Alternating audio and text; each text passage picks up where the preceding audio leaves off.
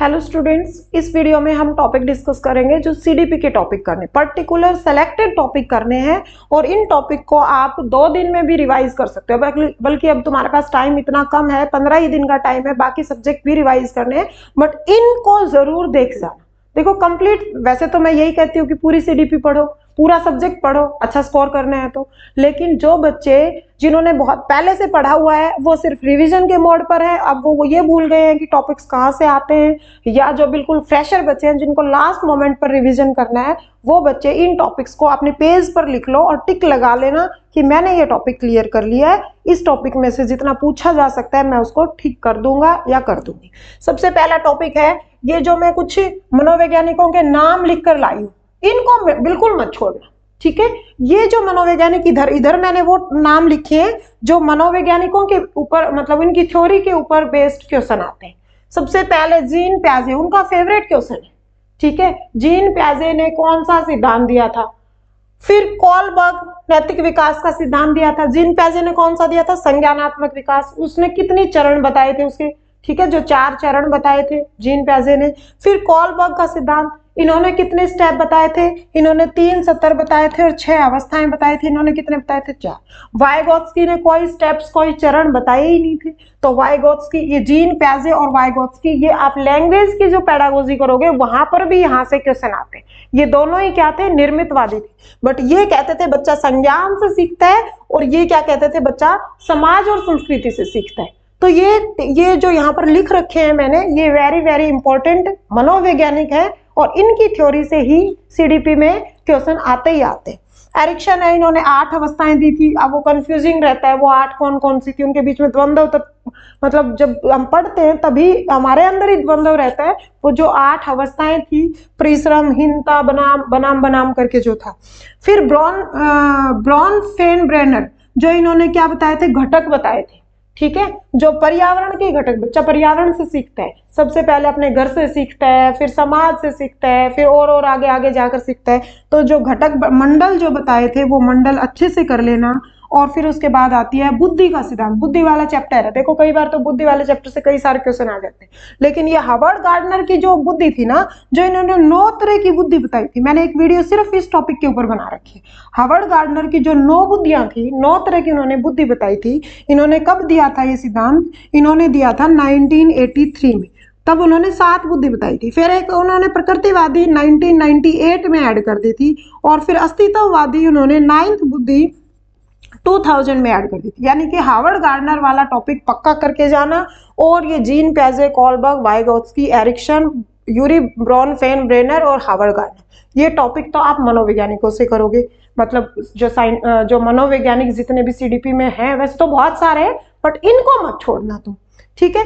फिर उसके बाद आता है ये आकलन और मूल्यांकन। ये आप अपने सब्जेक्ट की जो पेडागोजी करोगे वहां भी पढ़ोगे, सीडीपी में भी पढ़ोगे। उसके बाद आप इसको और कहाँ पढ़ते हो? लैंग्वेज में पढ़ते हो। जो टीजीटी वाले बच्चे हैं वो तो इसको कहाँ पढ़ते हैं? सीडीपी में पढ़ते हैं। फिर उसके बाद अपने कॉमन जो आपका सब्जेक्ट है, एसएस है, मैथ है, जो भी सब्जेक्ट है वहां पढ़ते हो इसको, और लैंग्वेज में पढ़ते हो। पीआरटी वाले बच्चे कहाँ पढ़ते हैं इसको? पीआरटी वाले बच्चे तो इसको ईवीएस में भी पढ़ते हैं, फिर इसको मैथ में भी पढ़ते हैं, फिर इसको सीडीपी में पढ़ते हैं। यानी कि जो आकलन और मूल्यांकन वाला टॉपिक है, मेरी वीडियोस में आप देख सकते हो, वो डेफिनेटली करके जाना है। क्योंकि देखो आपके पास आपकी पेडागोजी भी आएगी, लगभग वैसे देखा जाए तो 60 नंबर की पेडागोजी आती है अगर तरीके से पेपर आता है सिलेबस के हिसाब से, ठीक है। और 60 नंबर की भी नहीं आती है पेडागोजी, तो मतलब इंडिविजुअल सब्जेक्ट की जो पेडागोजी होगी, ठीक है, जैसे सीडीपी में हो गई, फिर मैथ में हो गई, फिर ईवीएस में हो गई, फिर लैंग्वेज में हो गई, तो किसी ना किसी कहीं ना कहीं आकलन और मूल्यांकन से पेपर में पक्का क्वेश्चन आता ही आता है। आप उसको, ये जो CCE है और ये आकलन मूल्यांकन, इसको डेफिनेटली करके जाना, कहीं ना कहीं क्वेश्चन जरूर मिलते हैं। फिर ये जो व्यक्तिगत इंडिविजुअल डिफरेंसेस होते हैं, इसको देख लेना, ये बहुत इजी सा होता है, लेकिन देख लेना भाई इसको भी। फिर आते हैं ये लर्निंग डिसेबिलिटीज, अधिगम अक्षमताएं, जो डिसलेक्सिया क्या होता है, डिसकैलकुलिया क्या होता है, अफेजिया क्या होता है, डिसग्राफिया क्या होता है। देखो इसकी मैंने पर्टिकुलर एक वीडियो बना रखी है थ्योरी की, और इसकी एमसीक्यू की भी बना रखी है। बाकी इसको नहीं तो तुम बुक से भी पढ़ो, लेकिन एक बार, कई दिन हो गए अगर तुम्हें पढ़े हुए, तो इसका रिवीजन जरूर। ये टॉपिक वो है जिनको रिवाइज करके जाओ, जिन्होंने पहले से एचटेट दे रखे हैं, जो हर साल देते ही रहते हैं, वैसे जैसे मेरा कोई काम नहीं है स्टेट का, लेकिन मैं भी दूंगी पेपर, तो आप उसको लास्ट मोमेंट पर जो रिवाइज करके जाते हो या जो फर्स्ट टाइम दे रहे हैं, तो उनके लिए टॉपिक है, इनको रिवाइज करके जरूर जाना। यहाँ से पक्का एक क्वेश्चन आता है, एक यहाँ से डेफिनेटली मिलेगा। फिर समायोजन, समायोजन कैसे करते हैं, ठीक है, समायोजन की जो रक्षा युक्तियां हैं, डिफेंस मैकेनिज्म है, उसको जरूर करके जाना। वृद्धि और विकास क्या होता है, पहले तो अगर पेपर इजी बना तो वृद्धि और विकास में डिफरेंस पूछ लिया जाएगा। थोड़ा सा अच्छा लेवल का बना तो उसके जो नियम है, ठीक है, उनके जो नियम है वहां से क्वेश्चन पूछ लिया जाएगा। थोड़ा सा मनोविज्ञान का परिचय, जो इसकी हिस्ट्री है, जैसे इसको पहले आत्मा का विज्ञान कहा जाता था, फिर इसको मन का विज्ञान कहने लगे, फिर चेतना का विज्ञान कहने लगे, फिर उसके बाद व्यवहार का विज्ञान कहने लगे। व्यवहारवादी कौन थे, वाटसन थे, ठीक है। इस तरीके से इसका थोड़ा सा इसकी हिस्ट्री पढ़कर जाना। और एक ये वंशानुक्रम और वातावरण, ठीक है, वंशानुक्रम का कितना, हेरिडिटी का कितना इफेक्ट पड़ता है, एनवायरमेंट का कितना इफेक्ट पड़ता है, ये मेन टॉपिक्स मैंने PYQs देखकर सेलेक्ट करके लाई हूं कि भाई यहाँ से क्वेश्चन पूछे जाते हैं, ठीक है। फिर उसके बाद आपका वो NCF NEP आती है, दो ही चीजें हैं, एक तो NCF और एक NEP। ये NCF और NEP ये दोनों तो जरूर करके जाना। वैसे तो NCF कई सारे आए हैं, ठीक है, NCF 2000 का भी है, उससे पहले भी NCF आए हैं, और NEP भी इसके बाद भी है, 2020 की NEP भी आई है। लेकिन आप इन दोनों टॉपिक्स को तो कर ही जाना, ठीक है। तो ये मैंने CDP का एक्सप्लेन किया है। इसके साथ ही मैं एक बार लैंग्वेज का और कर देती हूँ, क्योंकि अभी अपने पास टाइम है 3-4 मिनट का। जो लैंग्वेज होती है, लैंग्वेज में आपके पास क्या लैंग्वेज होती है, एक तो आपके पास लैंग्वेज होती है हिंदी, और एक आपके पास क्या होती है, इंग्लिश, ठीक है। अब ये टोटल कितने नंबर का आता है, हिंदी और इंग्लिश मिला के टोटल आता है आपके पास 30 नंबर का, यानी कि 15 नंबर की ये आती है और 15 नंबर की ये आती है। अब 15 में यहाँ पर भी क्या आता है, आपके पास एक अनसीन पैसेज आता है, और उसी के साथ फिर क्या पूछ ली जाती है, ग्रामर पूछ ली जाती है, ठीक है। और यहाँ पर भी अनसीन पैसेज और ग्रामर आती है। बात बचे हुए 15 नंबर, यानी कि टोटल 30 नंबर का है ना, तो 15 नंबर का तो आपका हिंदी और इंग्लिश के अनसीन पैसेज आएंगे और उनके साथ ही ग्रामर आ जाएगी। बचे हुए जो 15 नंबर है वहां पर आती है पेडागोजी, ठीक है। अब पेडागोजी में एक तो वही जो मैंने पिछले पेज पर लिखवाया था, सबसे पहला तो आपका क्या होना चाहिए कि जो पिछले पेज पर लिखवाया था मैंने, CCE, या फिर हम उसको कहें कि आकलन हिंदी में, और इंग्लिश में उसको क्या कहते हैं, असेसमेंट। हिंदी में क्या कहते हैं, असेसमेंट, मतलब इंग्लिश में क्या कहते हैं, असेसमेंट। और फिर क्या कहते हैं, इवैल्यूएशन। इवैल्यूएशन ये लैंग्वेज वाले टॉपिक्स में भी आता है, क्योंकि सब में आएगा, मैथ में भी आएगा, जो पर्टिकुलर PRT में 30 नंबर का मैथ आता है वहां पर भी आता है, ठीक है। आपका जो सब्जेक्ट है, SS है, ज्योग्राफी है, मतलब ज्योग्राफी तो उसी में आ गया, इंग्लिश है, या हिंदी से आप TGT 2 लेवल 2 दे रहे हो, तो हर जगह आएगा। यानी कि एक तो ये वाला टॉपिक, ये मैंने CDP में भी लिखवा दी थी या फिर से लिखवा दी। एक क्या आता है इसके अंदर, कॉमन टीचिंग मेथड होते हैं, जैसे कि प्रोजेक्ट मेथड क्या था किलपैट्रिक का, या मैडम मारिया मॉन्टेसरी का कौन सी पद्धति बताई थी उन्होंने, ठीक है, खेल पद्धति क्या थी, भ्रमण पद्धति क्या थी, मतलब जो कॉमन टीचिंग मेथड्स होते हैं एक ही वीडियो में कहीं ढूंढ लेना, मेरी में देखो तो अपलोड कर रखे हैं, बाकी कहीं से भी देख लेना, कॉमन टीचिंग जो मेथड होते हैं वो जरूर कर लेना।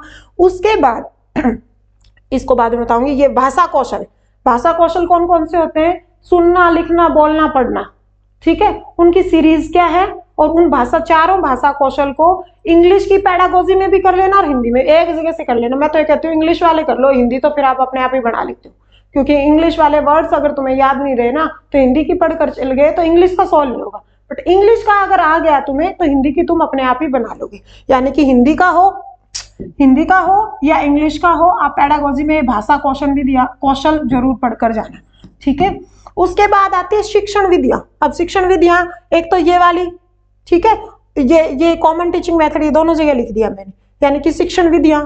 फिर आते हैं शिक्षण सूत्र, यानी कि ज्ञात से अज्ञात चलना है, या फिर स्थूल से सूक्ष्म की तरफ चलना है, या एग्जाम्पल से उसके रूल की तरफ चलना है। ये जो शिक्षण सूत्र होते हैं, ठीक है, आसान से मुश्किल की तरफ चलना है, विश्लेषण से संश्लेषण की तरफ चलना है, ये वाली जो शिक्षण सूत्र होते हैं ये जरूर करके जाना, चाहे लैंग्वेज हो, चाहे मैथ हो, चाहे EVS हो, चाहे CDP हो।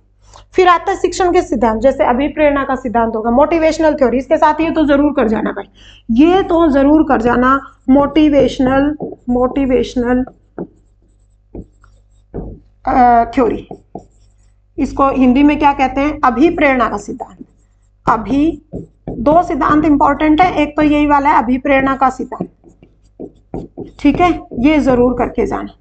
फिर उसके बाद आते हैं इंग्लिश की जब वो करोगे पैडागोजी, तो ये GTM, grammar translation method, direct method, substitute method और बाइलिंगुअल मेथड, ठीक है, ये मेथड जरूर करके जाना। मैंने जो इंग्लिश की पैडागोजी के जो एमसीक्यू करवाए थे वहां पर इसको अच्छे से एक्सप्लेन कर रखा है, बाकी तुम कहीं से भी कर सकते हो। जीटीएम, डायरेक्ट, सब्स्टिट्यूट और बाइलिंगुअल। फिर आता है कंपोनेंट ऑफ लैंग्वेज, चाहे हिंदी की लैंग्वेज के कंपोनेंट हो चाहे इंग्लिश के हो, वो आप दोनों में कर सकते हो। क्योंकि देखो कई बार बच्चों को क्या होता है कि इंग्लिश में तुमने रट लिए phonology, morphology, syntax, semantic, pragmatics, लेकिन आपको हिंदी में उनके नाम नहीं आते, तो आप उनको दोनों में कर लेना।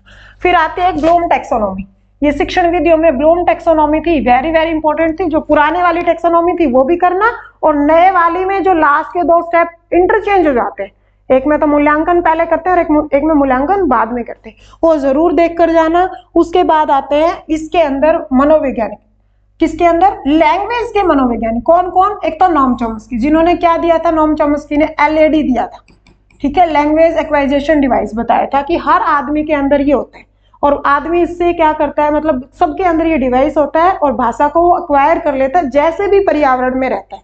एक से ज्यादा भाषाओं को भी एक्वायर कर सकता है, या अपने आसपास से उसको सीखने की जरूरत नहीं पड़ती। यानी कि भाषा में एक तो आप क्या करोगे, एक तो आप करोगे अर्जन और एक्वाइजेशन जिसको बोलते हैं, और दूसरा क्या करोगे, सीखना, यानी कि अधिगम करना, ठीक है। और इंग्लिश में इसी को क्या बोलते हैं, एक्वायर करना, और दूसरा क्या बोलते हैं, लर्निंग करना। एक तो भाषा सीखी जाती है और एक भाषा का अधिग्रहण होता है। तो नोम चॉम्स्की को जरूर पढ़ के जाना। फिर जीन पियाजे ने भाषा को लेकर क्या कहा था, भाषा और थिंकिंग को लेकर क्या कहा था, और वाइगोत्स्की ने क्या कहा था, भाषा पहले आती है या थिंकिंग पहले आती है, इस तरीके का इन दोनों का डिफरेंस था, वो जरूर करके जाना। और ये सोसाइटी से सीखता है, सोशल मतलब पर्यावरण से सीखता है, और ये क्या कहते हैं कि वो संज्ञान से सीखते हैं। फिर ब्रूनर की थ्योरी, कंस्ट्रक्टिविस्ट थ्योरी, ठीक है, ब्रूनर की थ्योरी पर ही क्या आया था, ब्रूनर की थ्योरी पर ही क्या आया था, एनसीएफ 2005 आया था, बच्चा करके सीखता है, ठीक है। फिर उसके बाद ब्लूम टैक्सोनॉमी, जो मैंने ऊपर लिख दिया था, ब्लूम ने क्या क्या क्या बताया था इन भाषा शिक्षण के अंदर, ठीक है। फिर उसके बाद एक टॉपिक अभी दिमाग में था, निकल गया, अभी दिमाग से निकल गया, ठीक है। तो ये जरूर करके जाना, कुछ और याद आएगा तो किसी एक आधी वीडियो और बना दूंगी। यानी कि मैंने इस वीडियो में आपको क्या क्या बताया, सीडीपी और लैंग्वेज। सीडीपी कितने नंबर की आती है, सीडीपी आती है 30 नंबर की, और लैंग्वेज कितने नंबर की आती है, 30 नंबर की। टोटल कितने हो गए, 60 नंबर। उसके बाद क्या बचा, एक वीडियो मैंने अभी थोड़ी देर पहले रिकॉर्ड की थी, मैथ और रीजनिंग। मैथ और रीजनिंग कितने कितने की आती है, 10-10 की, ठीक है, कितना हो गया, 70। उसके बाद 60, 70, 80 हो गया। उसके बाद क्या बचा, 10 नंबर की हरियाणा जीके। अब हरियाणा जीके के टॉपिक्स किसी एक और वीडियो में बता दूंगी। इस वीडियो को यहीं खत्म करते हैं। Thank you.